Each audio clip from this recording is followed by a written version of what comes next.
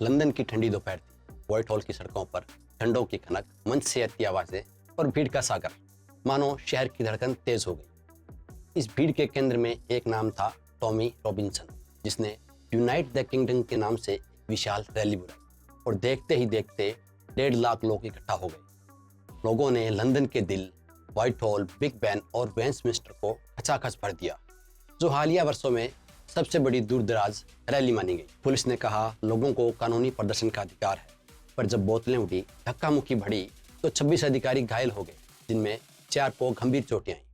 उसी वक्त पास में लगभग 5000 लोगों की एक काउंटर प्रोटेस्ट भी चल रही थी और इस तरह एक शहर, 2 नैरेटिव और बीच में पुलिस की लंबी पंक्ति। इस शोर में सबसे मानवीय आवाज़ थी एक घायल पुलिसकर्मी की सांस, जो ये याद दिला रही थी कि किसी भी बहस की सबसे ऊंची कीमत इंसान ही चुकाता है।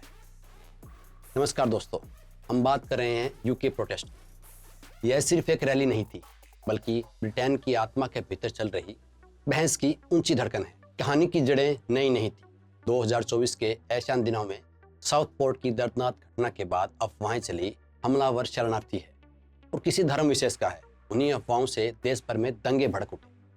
गिरते उठते बैरिकेड्स, जलते झुलसते वाहनों के बीच टॉमी रॉबिन्सन के नारे गूंजे और सैकड़ों गिरफ्तारियां। समय के साथ सड़कों का जुआर थमा, मगर असंतोष की धार जमीन के भीतर बहती रही, ठंडी, गहरी और बेचैन। सितंबर 2025 की इस रैली में वही बेचैनी मंच पर लौट आई। इमिग्रेशन, सीमाओं की सुरक्षा और हम कौन हैं जैसे सवालों के साथ। रॉबिन्सन, जिनका असली नाम स्टीफन एक्सली लेनन है, इंग्लिश डिफेंस लीग का संस्थापक और एक विवादित चेहरा, जो भीड़ के सामने आव्रजन विरोध का झंडा ऊंचा किए खड़ा था।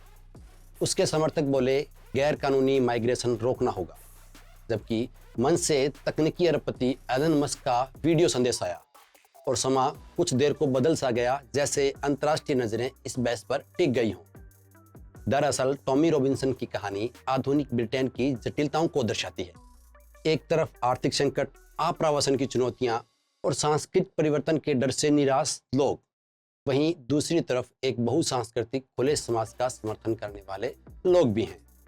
तो दोस्तों, रैली में हिंसा कैसे हुई? क्योंकि भीड़ का स्वभाव भीड़ का ही रहा। एक छोटा हिस्सा उग्र हुआ, पुलिस कार्डन तोड़ने की कोशिश की गई, धक्के, बोतलें, फिर हेलमेट्स और गिरफ्तारी।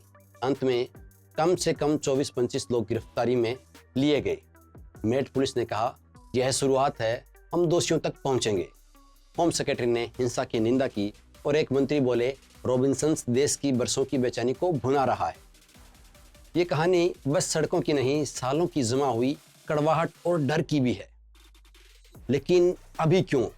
इसका जवाब राजनीति और अर्थशास्त्र की गलियों में है। महंगाई, सेवाओं पर दबाव, पहचान और सुरक्षा की बहस और सोशल मीडिया की तेज रफ्तार, जहां गलत दावों को सच में बदलते देर नहीं लगती। समर्थकों का तर्क है कि संसाधन सीमित है और अपराध में बढ़ोतरी का दोष प्रवासियों पर डाला गया है।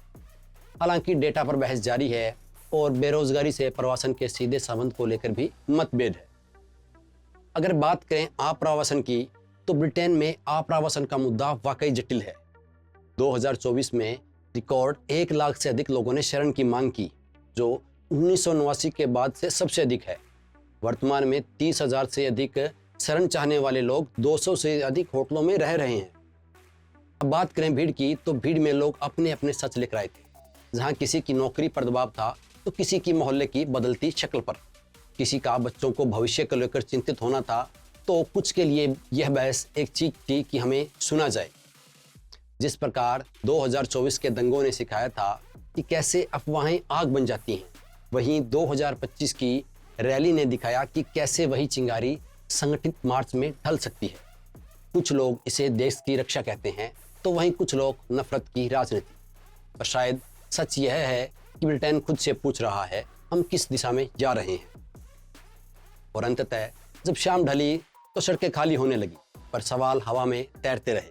पुलिस ने कहा ड्यूटी और कार्रवाई जारी रहेगी, बिना किसी डर या पक्षपात के। साथ ही विपक्ष और आम समाज ने अपील की कि हमें अब हिंसा नहीं चाहिए, हमें संवाद चाहिए। और शहर जिसने एक दिन में 2 कथाएं देखी, लोकतंत्र का दिल भीड़ की धड़कनों से नहीं, बल्कि बहस की गहराई से ताकत पाता है। लोकतंत्र की सड़कों पर दो चीजें साथ चलती हैं और वो हैं अधिकार और जिम्मेवारी।